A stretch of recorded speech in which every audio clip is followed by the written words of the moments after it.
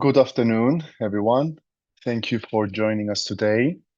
My name is Fedonas Ioannou from REVERA, Cyprus, and I'll be moderating today's discussion. First, a few words about us, our company. As you may already know, REVERA operates across 12 jurisdictions covering Central Asia, Central and Eastern Europe, and the Emirates. We support business at every stage, entering new markets, for example, also some restructuring existing operations, or managing day-to-day legal and tax matters. Additionally, we also offer other kind of services such as immigration and banking. For private clients, we also advise on tax, immigration, and asset structuring, which is often involving multiple jurisdictions. If you'd like to learn more about our work, you can visit our website, revera.legal. I believe the link is in the description. Now, allow me to introduce my colleagues today who are joining the webinar and will present Mr. Savasava, the tax partner at REVERA, who will cover some tax developments and the upcoming tax changes in 2026. Good And day also, on my side. Sava, and also my colleague George Kosasvili, our immigration specialist, who will also walk us through some immigration developments, noteworthy ones, and the status of Schengen-related process as regards Cyprus. Hello, everyone. Great. Now let's dive into the main issue. So this session we're doing today is because 25 was a transition year, someone could say, and the 2026 next year, which is coming very, very soon, is where changes actually happen. A lot of things were approved, announced, or even just discussed in 2025, which includes the main tax reform of Cyprus, which will affect business, some compliance obligations, and also AI regulation throughout Europe, which also affects Cyprus, of course. But enforcement and full application of these topics and regulations will happen mainly in 2026. Our goal today is not to dive deep into the technical analysis, but to highlight what actually changed in 2025, what we see clients are struggling with, and what the businesses should prepare for 2026. A few things that we will cover is a short review of the key legal changes in 2025. Then we'll look ahead to 2026 and what business should be planning for now.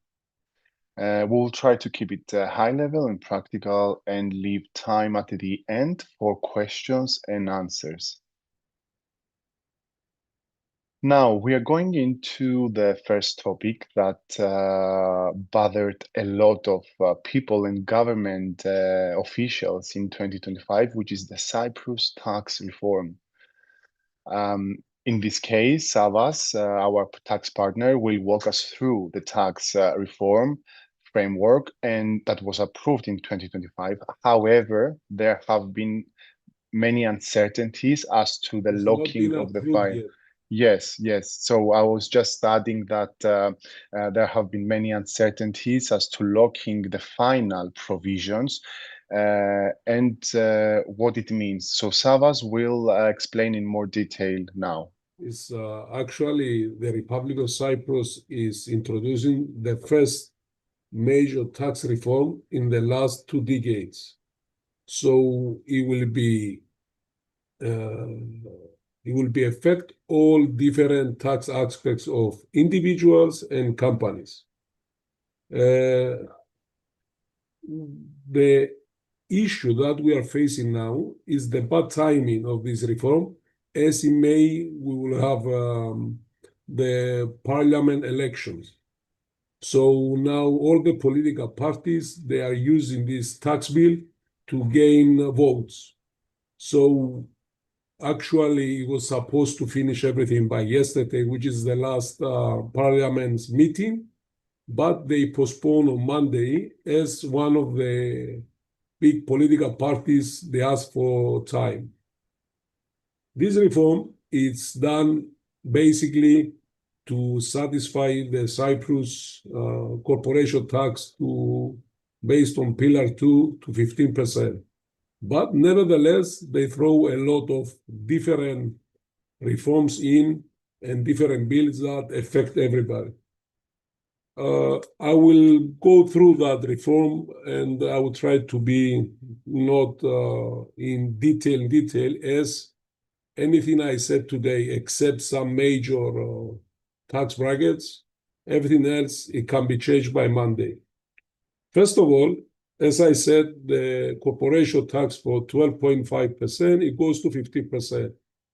And they did that based on the Pillar 2. And now Cyprus, from the cheapest third country in EU, become the fifth. So the difference is not so enormous.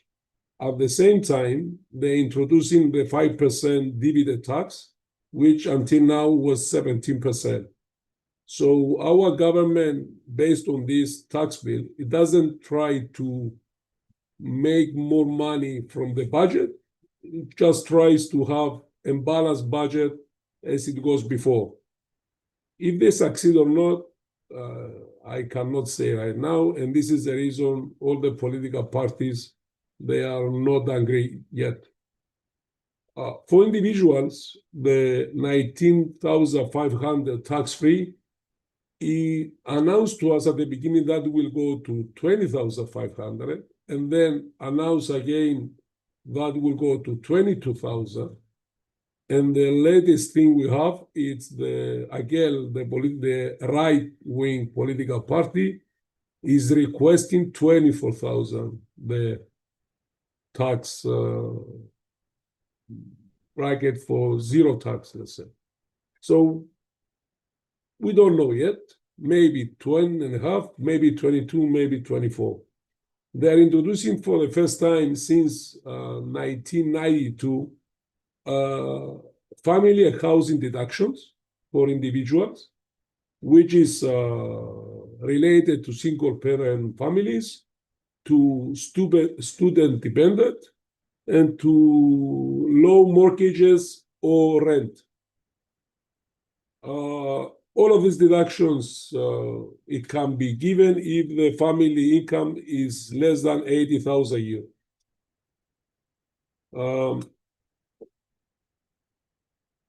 The major changes, it comes, as I said, to the corporation tax, 50%, and to the dividend tax, 5%. The non-domicile of 17 years remains the same. The tax discounts of the employees, the 50% and the 20% remains as it is. So there are no major changes related to newcomers here in Cyprus, tax residents. But the key issue here, which affect most of our clients, there are two. The first one is we will have an 8% flat rate profit on disposal of cryptos. But even here, we don't know what is a disposal. For example, you have BTC and you convert it to USDT. It's a disposal. Or a disposal is when you convert a crypto to fiat. And so we are expecting maybe for sure next year, not maybe, for sure, we are expecting to see how we will define disposal and how to define exchange on crypto. Furthermore, what is in the new regulations, any losses from crypto will not be transferable for the next year.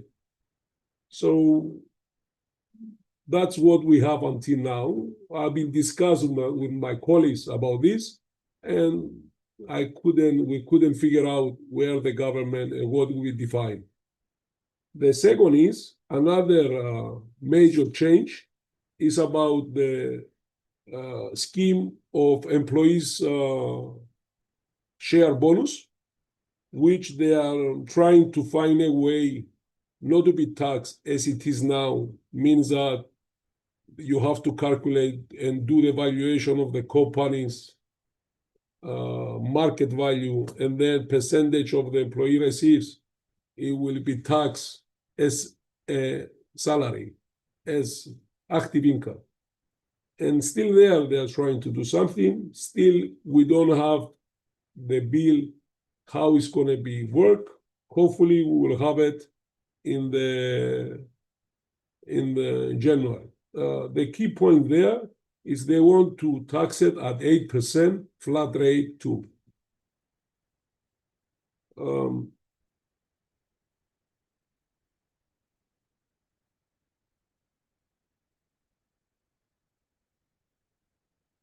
Personally, I think that a new tax bill will cover a lot of aspects in our life, and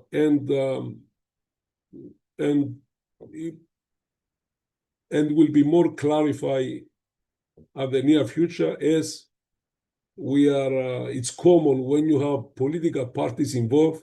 Clarification, it comes after negotiations up to the last minute. Our government, through this tax bill, wants to introduce an enforceable dividends tax of 5%. If the company, for any reason, they have spendings that they cannot, that is not related to the business of the company. This is dangerous from my side, the definition of what is related, what is not. But even here, we will have major problems at the beginning. So we can clarify what is related to the company or not. A good example that it was said to us is, let's say now in August, you book your trip through your company and you go to Maldives. For sure, the money spent there, it will not only be not deductible for tax reasons, but it will be request 5% dividend tax about the money spent there. That's all. I know it's too much, but I'm trying to be not in detail, as we don't know yet the final bill.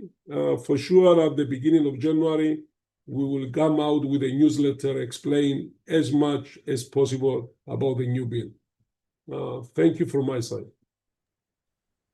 Thank you, Sava, for the very realistic and practical coverage of the developments about tax reform. Now we're moving on to another very practical issue in 2025. That was the UBO registry obligations.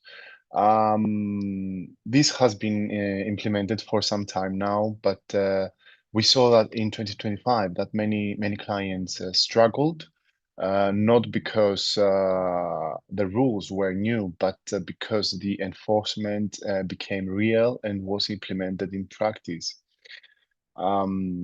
Companies, for example, are now required, as you may already know, not only to file the UBO information, but to confirm this information annually, regardless whether there has been any change or not. Extensions that existed before at the beginning of the implementation are now mostly gone.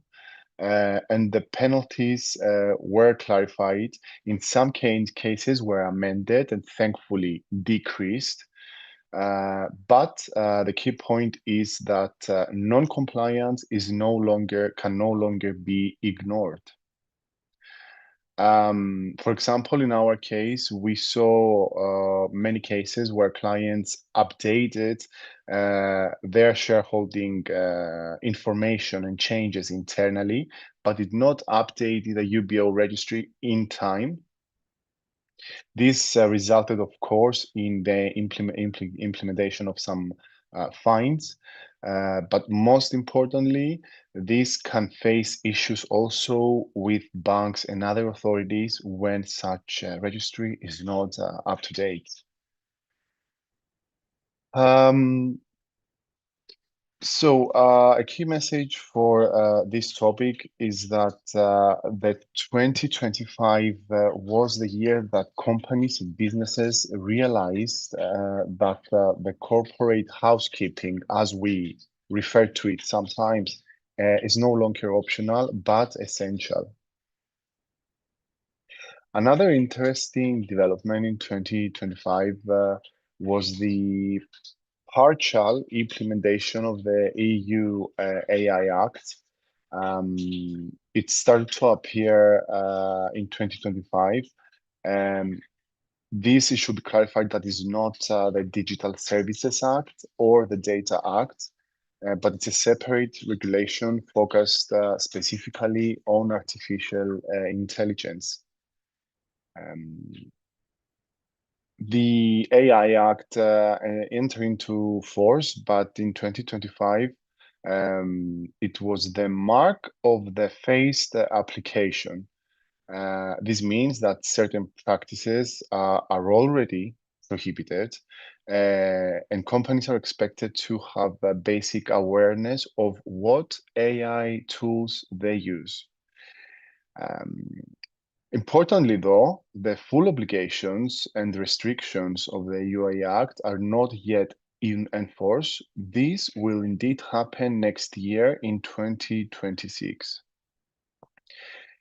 This new regulation matters very much because in practice it means that some standard business software that is used, for example, in HR, performance scoring of employees, or compliance in general, could be subject to these rules. Therefore, businesses need to be up to date and obtain professional advice as to how these can affect them. Now, moving on to another very hot topic that is usually very much of interest, which is the immigration developments and also some developments in relation to the Schengen accession progress for Cyprus.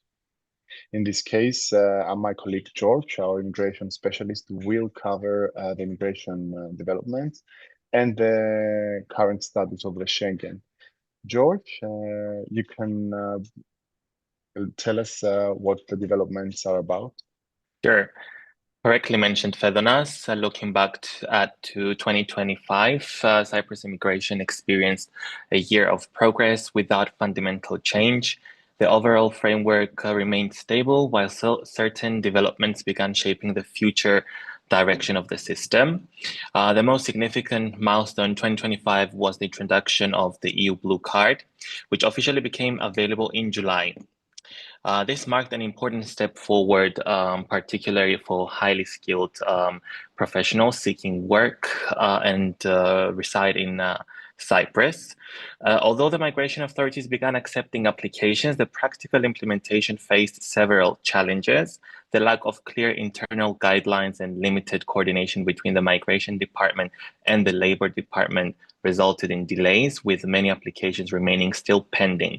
So despite the legal requirement for the decisions to be issued within a maximum period of 90 days, we still face issues here.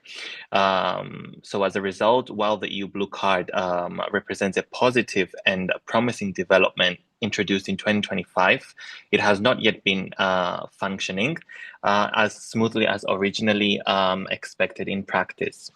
At the same time, it is important to highlight that the traditional business facilitation unit, the BCS permit, continues and to remain fully valid and highly relevant. and the most reliable pathway for securing work and residency in Cyprus. The BCS permit also, in terms of long-term pathway towards permanent residency and ultimately gaining the Cypriot citizenship. So at a later stage, I will also develop the future Schengen accession news. Because you mentioned FEDONAS, so I won't mention it now because we don't have any update at this moment, although the President of the Republic of Cyprus mentioned that by the end of this year, we should enter the Schengen zone. There are some political issues that we're facing with the Green Line at this moment, so later on, I will provide some updates on that. Thank you, George, and we're definitely looking forward to hearing more about the expected developments of Schengen Zone in 2026. For now, we are moving indeed to the what we expect in 2026 in relation to all this topic, one as we have covered the 2025 changes. So in this case, once again, our tax partner, Savas, will walk us through these tax changes, what we expect to happen as they apply from 2026. Savas? The only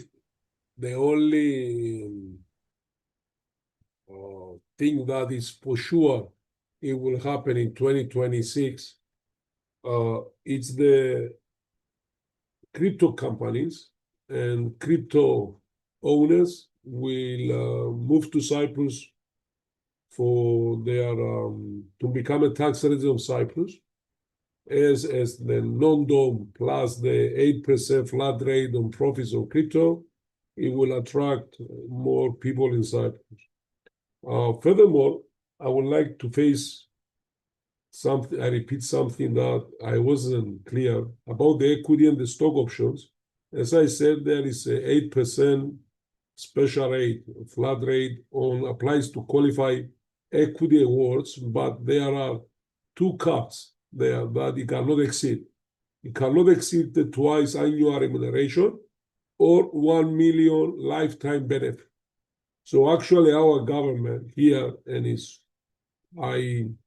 reason I repeat because it's great, they have now limitations on the money request from the employees. And this is very important because you have companies that they worth millions and the employees start working on these companies when they were startups. So it's not fair. Now it's time for them to receive their benefit in shares as they were part of the team that make the company great, to pay tax as they receive a value based on the market share, based on the market value of the company. We have cases that we challenge them to the tax office, but no luck. We had a case that is, he received the shares, he paid his tax, and then in 6 months, something happened towards the company, and he decided to withdraw his interest from the company. So we went back and asked the refund or something. They tell us, sorry, it's paid.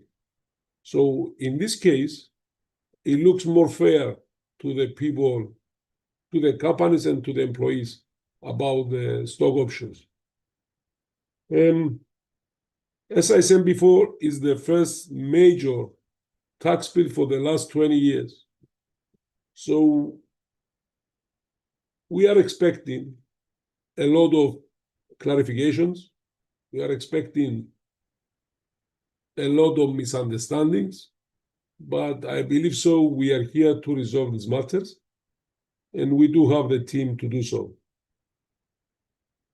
Pedonas, thank you. I think it's enough for me. Thank you, Savas. And at this point, as Savas said earlier, we plan to follow up with the newsletter update in January once all these developments have finalized. But also we may be able to also have a webinar to speak about these changes once they are final, and answer any more questions that you may have. In this case, we are going to speak again about the UBO registry, because looking ahead to 2026, the UBO registry will remain a standing compliance obligation, which is not just a one-off filing.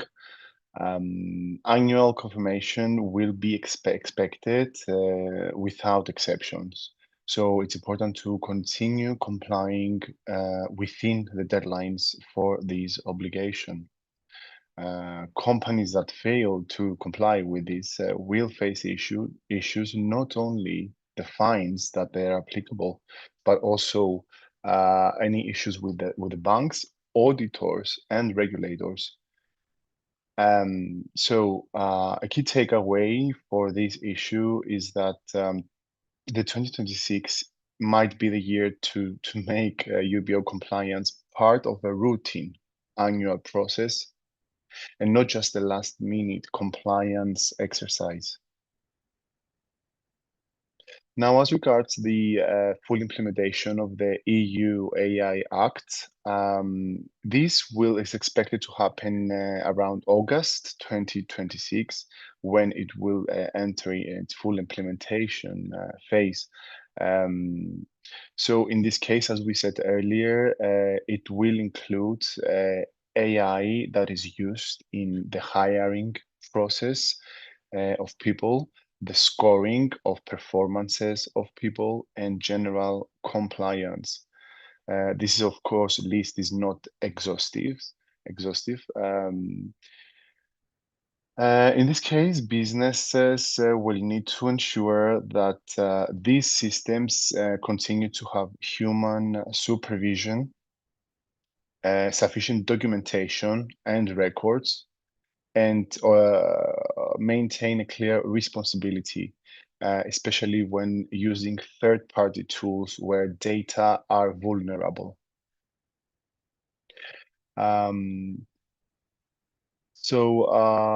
Now George will also tell us more about the Schengen expectations in 2026 and related matters. George, once again, we're happy to listen to you. Sure. Turning now to 2026 and beyond, we expect a year focused on clarity, structure, and improved implementation rather than major reforms.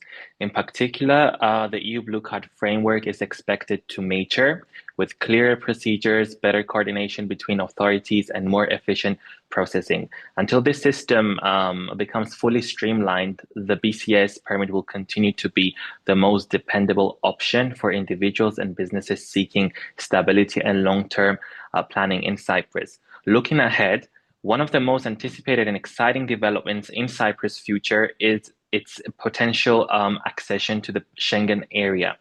So Cyprus was initially expected to join by the end of 2025, which shows just how close the country is to achieving this major milestone. Although political considerations related to the Green Line have delayed progress, Schengen accession remains firmly on the agenda, and we are waiting further official announcements.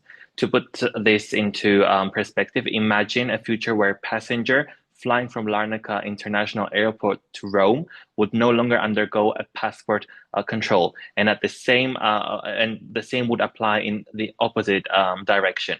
The level of seamless travel would mark a transformational shift in mobility and connectivity. Furthermore, once Cyprus joins the Schengen zone, Cyprus national residence permits would be fully recognized across the Schengen area, and vice versa, enhancing freedom of movement, legal certainty, and Cyprus' attractiveness for professionals, businesses, and investors throughout the European Union. So while 2025 laid the groundwork with important developments, 2026 is expected to bring refinement, clarity, and tangible progress, with the EU Blue Card and Schengen accession standing out as a key drivers of opportunity for the future? Yorgo, I need to add something here because, as you understand, we are a small island, and rumors, they go very fast pace. What I need to add is our police send teams in Europe, in Germany and Brussels, in Stuttgart and Brussels, as we found out, to train about the Schengen software and what it has to be changed by the time you enter Schengen. At the same time, we need to add that Cyprus will join the Schengen by air, which it was happening to Bulgaria and to other countries before. What it means that you are in Schengen if you take the plane and go somewhere. For example, if somebody with let's say with a BFU status travels to the north side and then to Istanbul and try from Istanbul to enter EU, it will fail. It has to be by air. So it has to be from Cyprus to another European country. I mean, I'm positive that will happen. My last visit on the north side, I saw that our immigration team in the borders, which is not the borders actually, in checkpoints, they were more people and they were using more scrutiny than before. So I'm positive that will happen. Now, when, as George say, I agree, we don't know yet. We're still waiting about if they give us some days about this. There are also some insecurities in terms of the mixed marriages of the Turkish Cypriots being married to Turk nationals, because they have right to enter and pass by the checkpoint. So there are some insecurities, and I think legally it should be somehow managed on how these citizens would be able to enter while Cyprus joins the Schengen area, because these are the green line sort of insecurities that are ongoing and negotiable. So it has to do with personal citizen rights of traveling, freedom of travel. So there's some ongoing legal framework discussions and negotiations, but I think we're on the pathway of sort of joining. It's not unrealistic to join, but at the same time, joining by air also cannot stand as a temporary. I mean, the Schengen zone has no, it is not divided in sort of terms, like you cannot join Schengen zone by air for a temporary period. I mean, joining Schengen is you either join fully or you're not joining at all.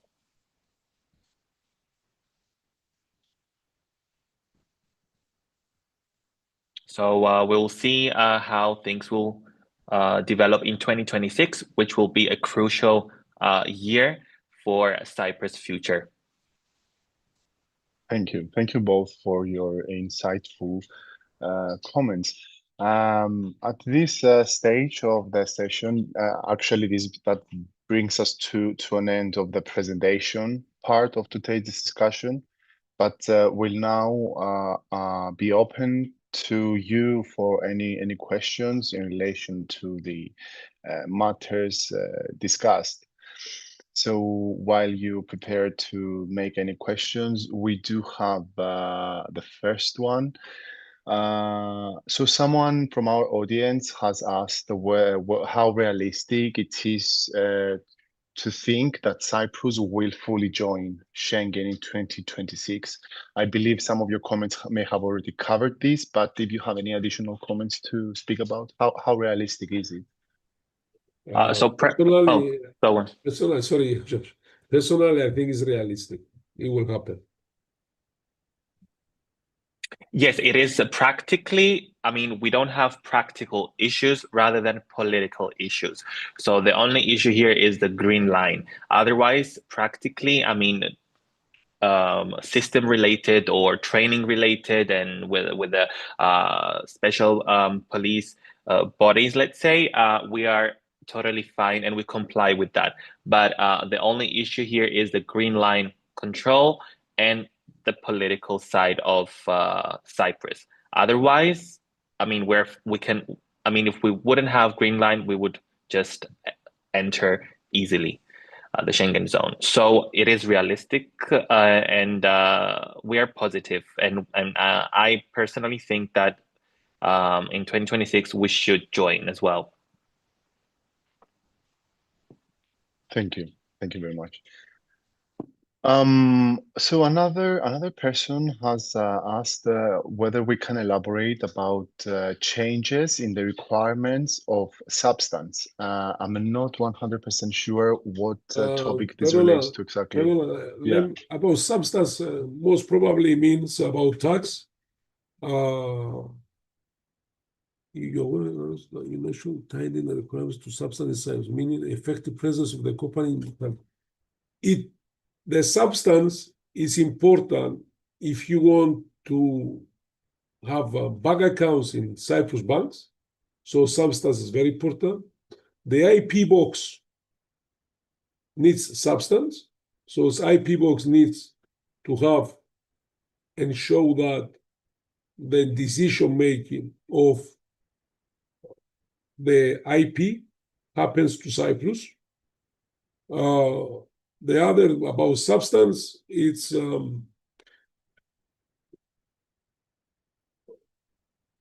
BFU needs substance. So as Yorgos says that you cannot apply for BFU and you have employees in Cyprus without having substance in Cyprus.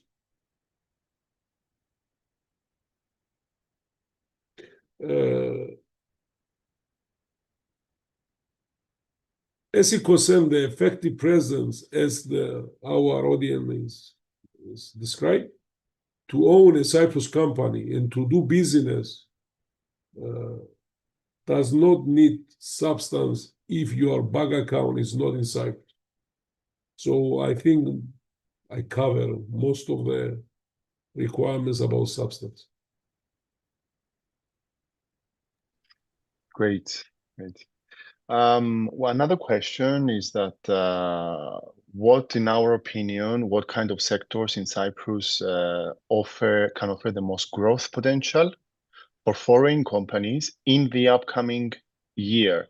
And I'm sure our tax partner Savas has some idea about this, but I also believe that the technology sector, Savas, will continue to thrive in Cyprus. Yes.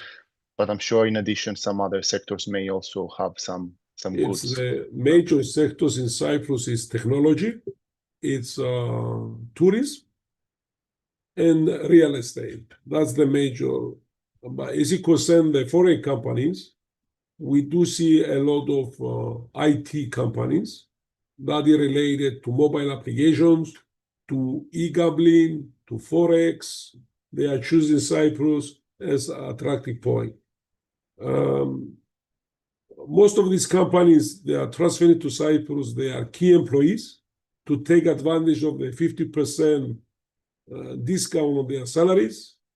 For example, it's a good example, which is like a joke. If you making 60,000 euro, you will be taxed at 50% discount on 30,000 euro, which now the 24 maybe will be tax-free. And then if you deduct the social insurance, then your effective tax, it can be 1%. And then you have the salary of the 40,000, which allowable is the 20%, to be taxed on the 32,000. So it's awkward, but it's the benefit that they get. People that they move to Cyprus for working purposes, and they take this advantage. Especially in Limassol, the real estate is crazy. Prices, they are very high. There are a lot of developing going on, and there is a demand. So the demand creates a supply. It's it's common to say Cypriots now they cannot buy in East Limassol or anything. It becomes so expensive that you don't see Cypriots on the East Limassol. It's negative. Personally, I feel it's negative, but it's something that nobody of us can change. We gotta live with it. Fedonas, if you want to add something, please. No, I agree with your position and generally about the question about the growth potential for companies. The tourism and hospitality is growing a lot, I believe, because of all the foreign nationals coming to Cyprus to work. The demand of the hospitality sector has increased a lot, and we see rapidly opening businesses for hospitality, such as restaurants or playgrounds and so on. But also in the past few months, from what I have seen, is that Cyprus, there is an effort from the government to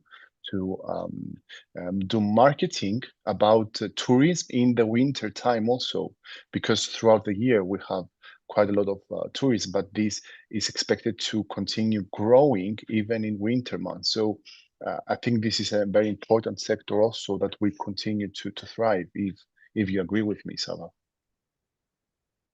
I agree. It goes like this, and you can see new companies coming in weekly basis. We hear major names moving to Cyprus. Great.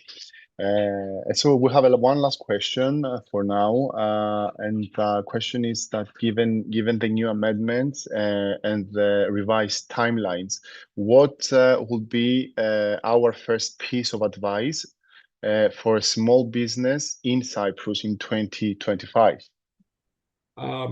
First of all, the small business will be affected about the corporation tax for 12.5 to 50%. But anything else will not affect the small business. If we are talking about small business owned by foreigners that they take advantage of the non-domicile is there, but even when the 17-year passed, then they can take advantage instead of 70% dividend tax to 5%. So the new, and as you can see, the small business with Cyprus taxpayers that they have no advantage of the non-dom or the 50% or 20%, the new tax bill, it's on their favor. Our government issue an example of average family in Cyprus, their income is almost 50,000 euro for both husband and wife. So in the old tax bill, the tax it was about 2,622, and with the new tax bill, it will be only 22 euros. So the effect on the small business, it will be in favor in the total of how much money you pay to the government as individual or as a company. So I don't think so the new tax bill will affect the small business. What this new tax bill will try to do, it's for the high income individuals that they don't have the non-dom to hit them a little bit harder on their salaries. It's been, you have to understand this tax bill announcement was done in February of 2025. And since then, there were a lot of changes. There was one interesting one that will give the right to the director of the tax office to decide what will be the owner's in small business salary. It was shock to us because then you have no capitalism if it's done. So we push through our association, and it come out of this bill. But it's what we see now. It's it's a new restructuring of tax, major restructuring for 20 years. So for sure, it will be effect to all of us. And hopefully, there will be understanding for our government too, to give time to adapt on the new tax bill. I've been in this market as a certified public accountant and a tax advisor for 28 years. And when I said that they will give us the time to adapt, that's for sure. This is why Cyprus is so attractive to people, because we are not Germans. We are Mediterranean people with all our disadvantages and advantages. So it will be not hit hard at the beginning, but for sure they will want to implement it in some period of time. Thank you. Thank you so much. And one last note from me is about this question is that from a legal perspective, also, it is crucial and critical to continue complying with all the requirements, such as the UBO registry, but also other kind of requirements for registrar of companies, filings, financials. So it's important to be compliant to make sure everything goes smooth and nothing affects such medium-sized companies that could easily bring negative experience. So the correct planning in relation to tax and also legal is crucial for the operation. Thank you. Thank you very much at this point for your questions and for taking the time to join us. If you'd like to discuss how any of these topics apply to your specific situation, please feel free to reach out to us. Thank you very much. And Merry Christmas and Happy New Year. Merry Christmas, everyone. Bye-bye.